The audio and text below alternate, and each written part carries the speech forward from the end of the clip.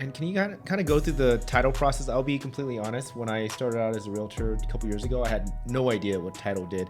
So a lot of people get confused between title insurance and title to their house or home insurance. For us, we put it basically as a brief where title insurance what covers the past and not the future. So it covers anything that before you purchase the house or before you do the refinance, and we want to make sure that all of the liens and judgment that against the property or the person will be paid in full before you transfer title into the new person or before you're taking out a new loan to insure the lender. Yeah. And so if there's any sort of mistakes in that process, the title insurance company will basically cover that.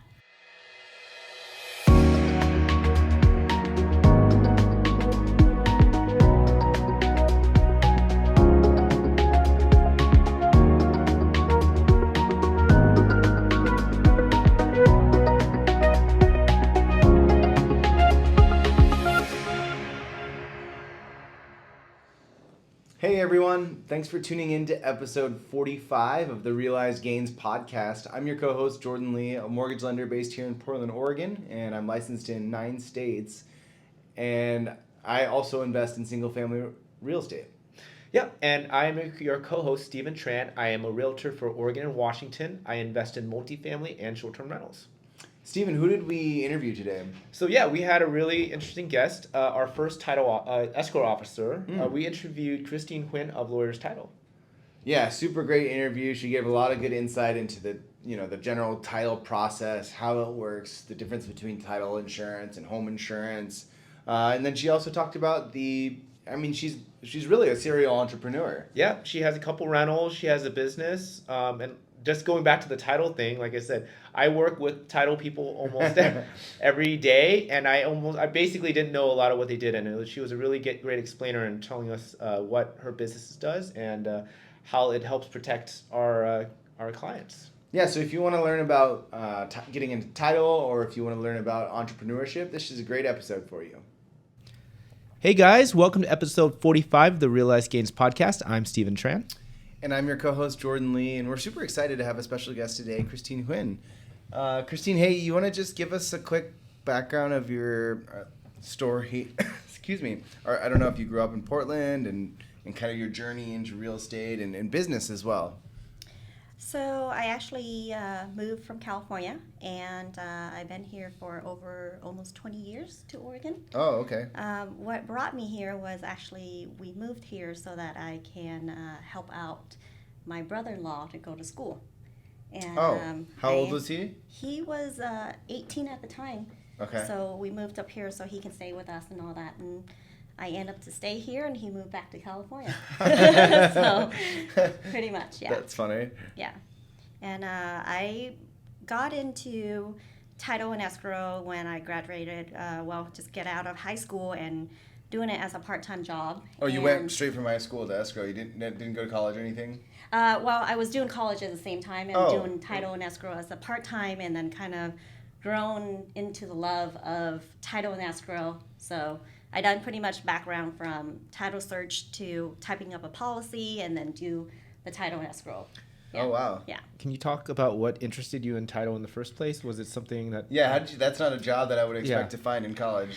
Well, actually, I loved it because every transaction is different. Yeah. It's a story that kind of triggered pulling you into it and wanting to know more about the person that you doing the transactions with. Yeah. Because everything had a story behind each transaction. Did someone recruit you to title, or how did you find out about it? I went through a temp agency. Oh, okay. Yeah. So you went through a local temp agency and they're like, oh, this place is hiring. Yeah. Okay. Yeah. And did you start at your current company? I actually started with the same sister company. I started out with Chicago Title. Okay, Yeah. so you've basically been in the same, more or less, field company for your whole career. Mm-hmm. Yeah. Nice. For almost 22 years. Oh, wow. Yeah. And can you kind of go through the title process? I'll be completely honest. When I started out as a realtor a couple years ago, I had no idea what title did. And I won't say that I'm an expert yet on what title does. And many of our listeners probably are not sure either. They just see it as a line item on their on their documents, and they know that they have to pay you. Pay a fee, yeah. Yeah, pretty much. And give you the money. Yes. Yeah. So a lot of people get confused between title insurance and title to their house or home insurance. For us, we put it basically as a brief where title insurance what cover the past and not the future. So it covers anything that before you purchase the house or before you do in the refinance, and we want to make sure that all of the liens and judgment that against the property or the person will be paid in full before you transfer title into the new person or before you're taking out a new loan to insure the lender. Yeah. And so if there's any sort of mistakes in that process, the insurance will... The title insurance company will basically cover that. Okay, Yeah. so it's not like if you have, a broken pipe or whatever. That's the home insurance. That's a home insurance, But and the not title the insurance will cover, let's say there was your neighbor had some easement on your property that had access to your land and it wasn't talked about, and there was a lawsuit further on. Would the title insurance kind of be involved in that? Not really. Title insurance basically involve only if we miss some sort of a judgment that was already existed on there. Okay. So, for example, if there was a line of credit that we weren't aware, people didn't disclose, and we went ahead and closed the transaction without paying the previous I see. item off. So, for example, if the previous seller they had 3 home equity line of credits and you paid off 2 of them, but there was 1 remaining, the lender would technically still have a claim to the title on the property, but as your insurance company, you wouldn't make the new buyer. You would cover it because it was like your error. We either cover it or we go back to the previous owner and we kind of like go through our channel and claim the money back. Right. And You usually try to push on the old seller first before you. Well, we have what's it called, reserve in our line to cover certain loss. Yeah. So, but we do have attorney who will go back to the previous owner and try to claim that money back first. Yeah. But in the meantime, if we, try to make the property clear and insuring the new lender, we have to take that loss before we can go back and try to claim it back. Oh, okay, Yeah, okay. yeah. Yeah, no, that makes more sense. I mean, Yeah. I'm assuming for a title company, they don't want to be, quote unquote, losing money or going through Yeah. the reserve. So. Yeah, I'm curious. Like when did the title insurance? I mean, I'm sure it's obviously been around for quite a while, but like there was probably a time before that when you would buy a property and suddenly the bank's like, oh, too bad, like you owe all this money. Well, there's certain things. So it's why we have title insurance, and it's put you at peace because a lot of people who do outside transaction without title insurance, like for example, we know each other, we're just going to do it outside, here's the money, here's the house kind of deal, and there's no title insurance involved, and they basically only do a deed on their own transferring title. Right. And what happened if the person that you trust so well that you think that you know them, and they end up to have some clout on title, basically if they have a outstanding debt on there, they have divorce issue, they have judgment, bankruptcy, they even have child support. All of those doesn't go away, Right. because there was no title insurance for us to step in to insure all of the old liens that go away. And so that's when they go to refinance and they comes to realize that, there's those people those judgment belong to those people that attached to the house still there. Right. Makes sense. Yeah. Yeah, so you can make a deed transfer without doing title insurance, Correct. right? But not if you're getting a mortgage, you cannot. No lender's going to allow that because they don't want to be, put in jeopardy like that. But if you're buying, like you said, from your friend or maybe a family member or something like that, you can theoretically, but typically on a cash sale, you're still doing title insurance, right? Correct. Yeah. So, I mean, we do title insurance because basically we see the house as collateral for that person who has the lien, right? And that's why they would go after them in the house? Okay, Yeah. that makes sense. Yeah. I mean, can you have insurance on other assets that they own that they can go after, or is it just usually their house? Usually people put a lien against a house before they put a lien against anything else. Because What if I had like a Ferrari? That's quite a bit of money and I had a bunch of, bad debt, I guess. So you started in title insurance. You started doing, some of the more task-oriented stuff. At what point how long were you in title before you kind of stepped into that role as an escrow officer? I've been doing the escrow role for over like about 10 years now. 10 years, wow. Mm-hmm. And at that time, how many, even now, but like the Vietnamese population is pretty significant, I would say, in the Portland, Oregon area. And probably when you started 10 years ago, how many escrow officers would you say that were bilingual or able to speak Vietnamese? I don't see there. In the Bay Area, yes, there's quite a few. Right. But here, I was actually the first one. You were only, yeah. Which is, to me, it's kind of crazy. And then beyond that, what were you doing to build your business? I'm sure like it was a natural, or maybe not, maybe it wasn't a natural flow to serve your community that needed that language, but what kinds of how did you go about building business, I guess? Demographic-wise, of course, I aim at my Vietnamese community because I know a lot of people in the community. One, it's the families where I started, and thinking of knowing the language and can help them guide through a transactions. That was one of the things that kind of keep me up to still doing escrow nowadays, just because I know I can help. Because in their same language, especially when it comes to the table and they barely know what title and escrow is. Do you find that for your Vietnamese clients, a lot of the time you're interpreting loan documents for them compared to your, not that that's necessarily what you're supposed to be doing, but they'll ask you maybe a lot of questions for that. Well, actually, my type of signing, I don't just say you sign here because I notarize your signatures. Right. I usually go through and say, this is what you're signing, and what the document actually, like the name of the document, and explain to them what it means. Yeah. And how often are you having to translate those documents?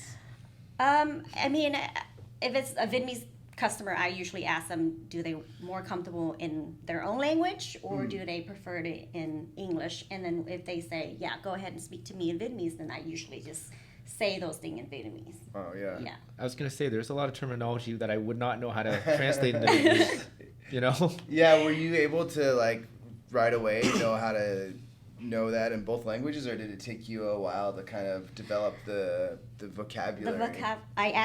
It takes me a while, because back in Vietnam they use a different term, and I kind of understanding what it means, and then so I kind of marry the two together, right. And then that makes them understand a lot easier. Yeah. Okay. And can you kind of tell us the process of what it takes to be an escrow officer? Do you need to get a license? Is there studying? Is there certain hours you have to hit? I don't know anything about becoming an escrow officer. So, training, that's definitely one. And we do have 10 hours of every 2-year training with the corporations. Some continuing education. Yep. And then we also, a lot of people start in escrow without knowing anything, and we basically, the escrow officer who trained the escrow assistant, and then people usually start out as a receptionist is where they learn the first step of title and escrow. Okay. Yeah. Okay. Yeah. And so, obviously, we're a real estate investing podcast, and so I know you have some investments and you have some businesses. Do you want to kind of jump into that a little bit? I have a rental, and then that rental actually was my first home. Oh, okay. So you bought a home when you moved to Portland, or yes. ways after? Yeah, 2 years later. Okay. When I moved here. So a couple years after you moved to Portland, and then you lived there for a while. I actually only lived there for a year, and that was the best investment I ever done, was to keep that rental. Did you know that you were going to buy it and then move out within a year? I do not. Oh, you didn't? Okay. No. And what made you decide that, hey, I want to keep this as a rental? Had you seen other clients doing that, or? No, actually, my real estate agent was the one who said, keep it. Okay. And so I went with her guts, and even though it was hard at the beginning, because we started out young, and So your agent didn't want to sell your house. They wanted And that's a good agent. That is That's a good sign of agent. great agent. Yeah. So, I mean, we started out young and we didn't have any money. Our first house was actually an 80-20, zero down. Oh, back in the day when you just put nothing down. Okay, Yep, wow. nothing down. We walk into the house with nothing down. And actually, it was a big risk at the time because the day before I signed my paper, my boss actually said, Kristine, you have two options. You either sign your loan document and I'll keep you one more day, or you can walk away from this transaction because you're getting laid off. Oh. Interesting timing. Yes, and then we went with the gut and we followed through. Even though my husband was not making much that time. Because this is the time in the market when it's super constricted, right? Mm-hmm. I mean, not totally dissimilar from now. Not as I mean, way worse than now, it was right? But back in 2004. Yeah. Yeah. Okay. Yeah. Okay. It was pretty competitive back then, I'm assuming. Mm-hmm. Do you know what the Yeah. interest rates were back then? I think I walk in with it. I mean, as like now, 6.25. Okay. Yeah. Okay. Yeah. Okay, and then so you got the home, and then what did you do? Were you able to just? I actually pick up the same job within 3 months. Okay, just Yeah. with the sister company. Mm-hmm. There Yeah. was an opening available. Mm-hmm. And then the position you left was escrow officer, and you came back to escrow officer. No, I was an assistant. Oh, you were still assistant at Yeah, the time. Okay. yeah, Okay. Yeah, and then I came back as an assistant, and then I moved up as a closer, and then an escrow officer. Okay. Yeah. And then a year later, you bought another home, Mm-hmm. and so you're renting it out. And how was that process of like transitioning to becoming a landlord and having two homes? My transaction wasn't, I mean, it was smooth. It wasn't bad. At that time, there were a lot of people who wanting to renting because it was in 2006 when it was high. Yeah.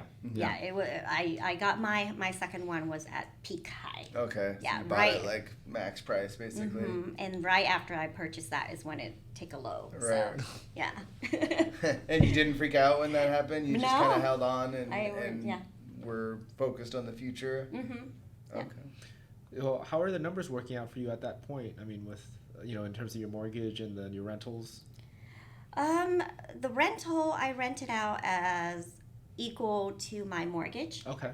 So it was good. I mean, I didn't make any profit, but for everyone, investment strategy is a little bit different. For me, it's more of instead of me spending on unnecessary thing, I might as well just get another house so I have some, responsibility so I don't have to go off and spending those money and I know it goes somewhere.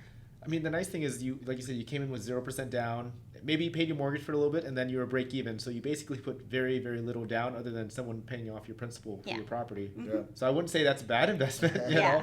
know, have a And house. since then, have you refinanced and pulled money out? Like, what have you done with that, that investment home that you had? Yes, we did. We refinanced a few times, pull out and try some, navigate through some business, and then after that, I mean, the principal on that house is pretty much down to nothing right now. Right. So, and then our main goal from beginning was to keep that house was not as an investment. It's more of a saving for the kids. Right. Our theory is that each of the kids will have something that they start out when they get to that age. Got it. Yeah. So yeah, that's an interesting thing because like at first there wasn't a lot of equity because of the crash, but then afterwards you held on and there was equity there. So you talked about, or you have some other businesses. So what other businesses were attracting you outside of real estate? We have a restaurant. We also have a vape shop in the past. Oh, okay. When vape was Super popular. and then that died down, but we still have a restaurant. Okay. Yeah. So the restaurant and I mean, for me, I was like, I want to get out of the restaurant world. What made you? Did you have somebody in the family that was like that you knew could run it, or how did you decide to get into it? My husband at the time, he had a full-time job that he worked for a company. It's a railing company, and he just tired with a 4 a.m. job to a 3 p.m. job. Oh yeah, yeah. Yeah. So he looking to for a change, Mm-hmm. and so I say we'll open a business so that he can kind of focus on that. Yeah, I mean, it's Yeah. funny too, and you have a really interesting niche in terms of the restaurant business. Do you want to talk about what you guys serve? We serve seafood and hot pot, and it's mainly Vietnamese, and it's more like a street food in Vietnam kind of deal. Yeah. Yeah. No, I think the interesting thing is snails. Yes. That's the big thing, elk house. Yeah. Yeah. So, I mean, I think you guys, I don't know if anybody else serves snails in Portland. Actually, right now it's a trend, so there's a few of them out there Yeah. that started Okay. doing it. Yeah. I mean, we all know your place. We've been there a couple of times. Yeah. Snails and karaoke. Yeah. Late night. And so when did you open the restaurant? We opened it back, I want to say, I can't remember. It's been at least, I would say, 8 years now. Oh, okay, so That it's we been have. it's pretty stabilized at this point. And were you Yeah. able to buy the building when you opened it, or was it it's always been on lease? Oh, it's on lease. Okay, Yeah, okay. yeah.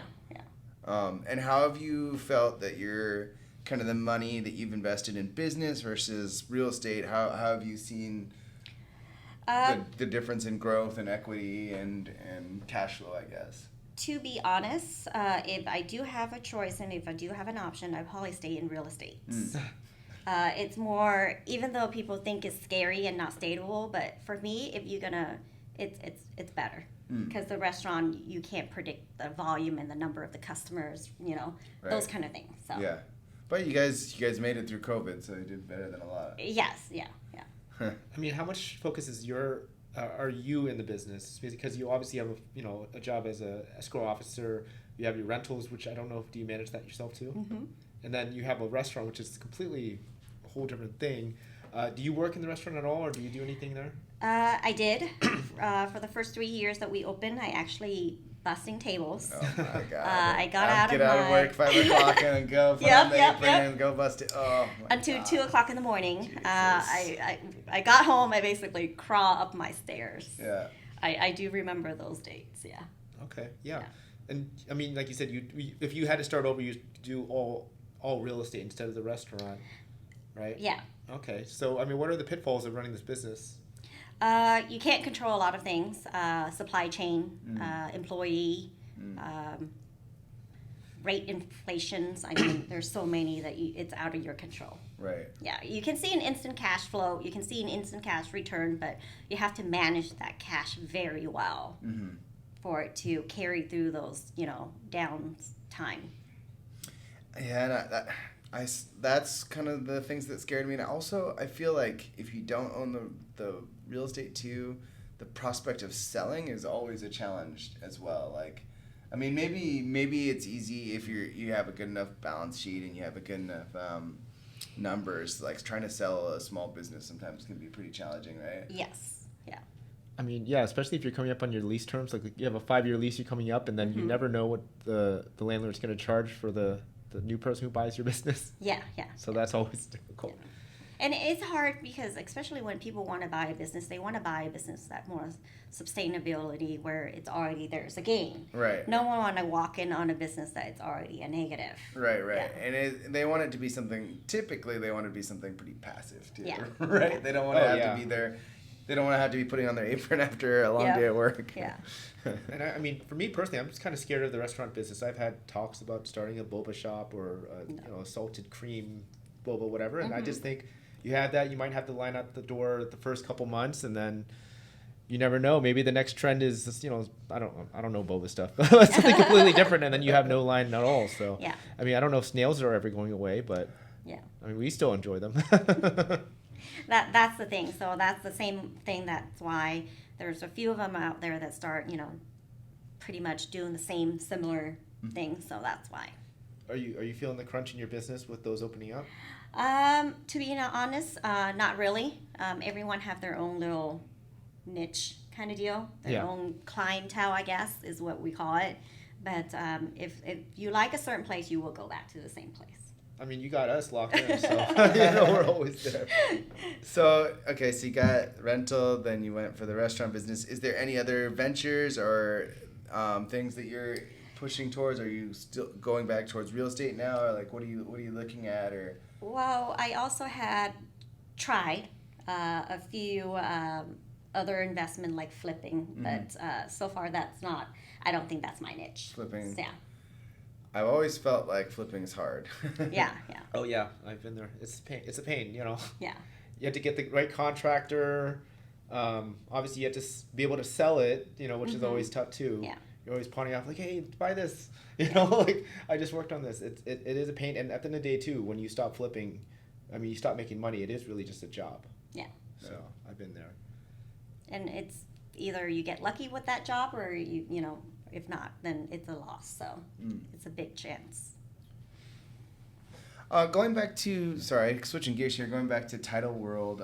What sort of how do you build your business in the title world? What's your kind of strategy when you're reaching out to people? Like, what are your targets and kind of what's your mindset on that? My mindset is that I try to branch out a little bit beside just my community. But in order for you to build that relationship, it does take some time. It doesn't come as you come and you say, here, I'm an escrow officer, will you get me some business? That's just not how. Yeah, I was gonna say yes, you want to target the Vietnamese community, but this is a business to business deal. You're working with like realtors basically. You have to find realtors who have Vietnamese clients who want to use you during those transactions. How does that work? A lot of my agent will come back to the other side if it's not a Vietnamese speakers.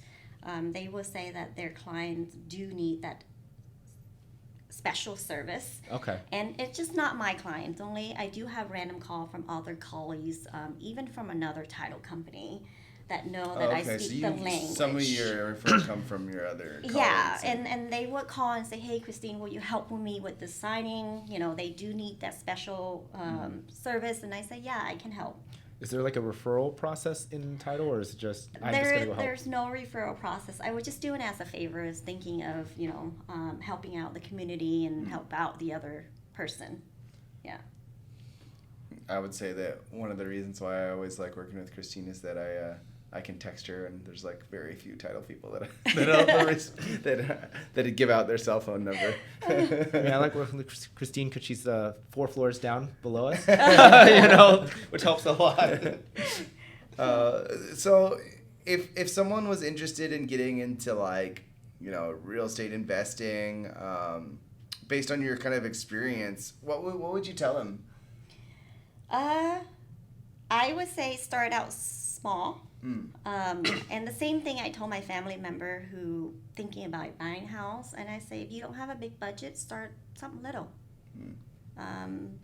For my theory is that you don't have a budget for getting a single home, get a townhome, a condo, something that you can start out with, and you can always sell them off and get that profit and move into a bigger place. That makes sense. Awesome. And if somebody wanted to get started in, I don't know, title and escrow, what would you tell them to do? What would be the first thing that you'd suggest? My number one thing is if you can handle the pressure. Like every other job, there's always different type of people. Yeah. If you can handle the multitask is the number one thing, because you can be sitting there working on a file, and there can be the phone ringing, there can be people coming into your office. So you have to be ready and on the spot. Okay. Yeah. I mean, you got a realtor, you got a lender, you got title. Why would they choose title over being a realtor or being a lender?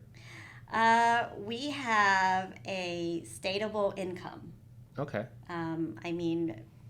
Loan officer based on, I guess, most of them are based on commission. Unless you work for a bank, maybe Yep. you'll have a salary plus, but some of the bankers still are commission only. Yeah. Here we have, regular pay. Okay. A lot more benefit. We have our 401k. We have our company match. We have medical leave. I mean, a lot of people now offer medical leave, but I think for a place where I have vacation, for me right now, I have over a month. Oh. Oh. And yeah, stable pay is super nice, especially like this time in the market when numbers are down. It's nice to be able to have kind of consistent pay. In your experience in title, is there like some specific pattern that you've seen in like properties or types of properties where there'll be a consistent like errors or things that you need to avoid on the title, or is it just totally? Most of the thing that I had seen lately is that transactions between family members without title insurance, lots, layers and layers. I have a transaction that I have 5 seller on layers. Oh. Because it's been consistently family from, an A person to a B turn around, give it to C and D, and then C and D turn around, give it to A, and then divorce situation involved. So even if you're buying from family that you think you know super well, you might want to consider paying the few $1,000s or whatever it costs in title just so you get it with peace of mind. Yeah. Okay. And to all the realtors and lenders who are listening in, what would you say is the most important thing in terms of your relationship with them? What can we do to make your job easier? Communication. Okay. Even though if you think that it's not important, please do let us know. For example, like if your client's going to be out of town, are they here, are they not? It's make a huge difference. Oh, you mean like in terms of figuring out signings and things like that? Yes. It's like, yeah, they're out of the country right now. Yeah. Sorry, I didn't tell you. Yeah. Can we get a notary in, India? Yeah. Or even like when you try to work out a deal where you, at the last minute, where you try to draw up an addendum, just say, hey, we're working on it right now. We're probably going to, just give us a heads up. That will save us a lot. Okay. Yeah. It's good to know. Good to know. Yeah. And in the next, what's your kind of like middle long-term plan in terms of investing and working in title? Is this kind of be what you do till you retire? What is your long term there? My long term is actually, yes, I'm still going to be working at title and escrow, but other investment I'm actually navigating through right now is through doing a private lending. Oh. So I try that out for a few time now. It seems to be working. So. You as the lender. Mm-hmm. And are you using like just giving your funds to another lender that's doing it, or are you writing the notes and stuff yourself? I am writing the note myself because my amount is not as high right now.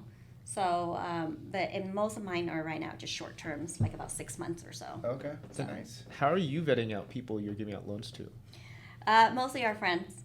Oh, okay. Yeah, but I do secure against their property. But you understand the methods of securing against the property. So you can't just give out blind loans. No. That's a great example of something that uses your experience and to put into a business. Interesting. And what are the typical rough terms on that now? Like because I'm guessing you're basing it whatever similar to the market. Mm-hmm. So I basically right now I'm doing like for example 100,000 I'm doing at a 6 month, I'm doing at a 10%. So okay. Oh, that's not crazy. It's not crazy. Okay. Yeah. I want to make it where it's reasonable and it's affordable. I mean, I've done hard money before, and I've obviously gotten like enough to buy a house. What are they going to be doing with, $100,000 at 10%? What are they usually doing with that type of money? Most of the one I'm lending right now, they are doing business. They either doing a commercial thing, they need that in capital to expand their business. Okay. Most of the reason that. Mm-hmm. Do you read through their business plan or anything like that? Yeah. And then you just collateralize it on Their one of their properties. Mm-hmm. Yeah. And I mean, how small do you have to get to get started with this? Like, what if I wanted to hand out like a couple $1,000, like $3,000? I mean, you can do it. It's up to that person how comfortable they want it to. Because some people will say, "Hey, $3,000. I don't want you to put secures against my house." Oh yeah, I mean, I don't. So it just depends. Okay. Yeah, because I mean, just for people who might want to get started in the business, what should be their minimum in terms of what they're lending out? For me, I started out at 50. 50. 50. Yeah. And you do 6 month term, Mm-hmm. so yeah, that's a pretty good return though. Mm-hmm. Yeah. Okay. I mean, it's enough for you to make a car payment. So. I might look into that. See, instead of you making your payment, people paying for you. Yeah, I mean, I have some money that I'll probably talk to you about see what I can do right now. It's not enough to buy real estate, but it's enough to help somebody do something. Yeah. Yeah. So I'm interested in learning about the process, and we'll take that offline. If anyone wanted to like contact you to talk about getting into title or to pick your brain on lending and business, how would they find you? Would Instagram best, or where do you live? On if you put just lawyer's title and then Kristine Huynh, it should come up. Oh, okay. We're actually upgrading our Google search right now with actually the company Y. We're doing a new phase of it. Yeah. Perfect. Yeah. Okay. Awesome. Well, thank you so much for coming on. We really appreciate you sharing your knowledge. You're welcome. Thank you for having me. Thank you. Yeah.